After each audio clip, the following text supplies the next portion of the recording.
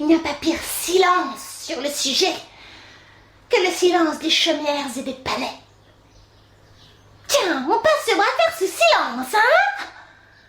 Comme pour faire allégeance aux détenteurs de l'autorité, du pouvoir, de la puissance.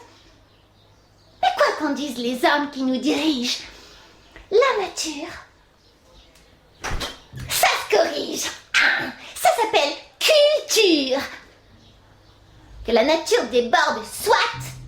Mais notre devoir ne consiste-t-il pas à la borner? Contre le tonnerre? Les hommes ont bien créé le paratonnerre.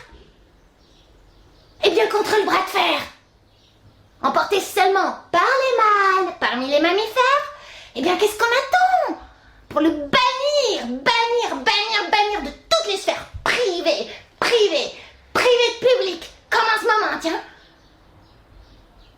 Mais c'est une honte de laisser souffrir toutes celles qui ont honte de l'ouvrir. Nous n'allons tout de même pas céder toute la dignité des femmes à la force du poignet des plus infâmes parmi les hommes. Des hommes qui exultent, ils exultent à chaque fois qu'ils pratiquent leur culte qui n'est rien d'autre qu'un abus de pouvoir. Ah, ça les exalte, hein, de nous inhiber, de nous marcher sur les pieds, comme pour nous rappeler notre fragilité en matière de bras de fer. Ah. Oui, je sais, physiquement. Oui, physiquement, on peut se l'avouer sans avoir de bandeau sur les yeux que le rapport entre l'homme et la femme est quasiment le même que celui entre le loup et l'agneau. Mais alors, il ne nous sert à rien de nous dire qu'ils sont égaux en droit, puisqu'en fait, ils ne le sont pas. Mais c'est vrai. Pas plus tard qu'hier, dans ma cage d'escalier, j'ai entendu un commissaire dire à mon voisin pervers: c'est pas parce que c'est ta femme que t'as le droit de la dominer, ni parce que t'es plus musclé hein, que t'as le droit de la faire plier. Allons, garçon, cesse de la provoquer avec des bras de fer à répétition, et elle va finir par péter les plombs et plonger tout ton foyer dans l'obscurité. C'est ainsi qu'il l'a sermonné, le commissaire.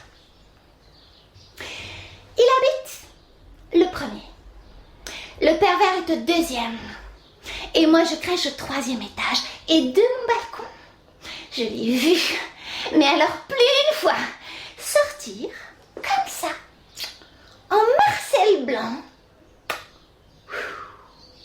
tirer des bouffées d'air franchement pas frais de sa cigarette électronique, avec sa femme, à ses pieds, en train de pleurer. Mais pleurer, comme une madeleine. Après une séance de bras de fer. Je l'ai même entendu l'implorer pour qu'il cesse de la défaire comme il le fait. Qu'est-ce qu'il a répondu, ce goujat, ce bouge, ce morveux? Il a répondu: T'inquiète, Madeleine. Tu vas t'habituer.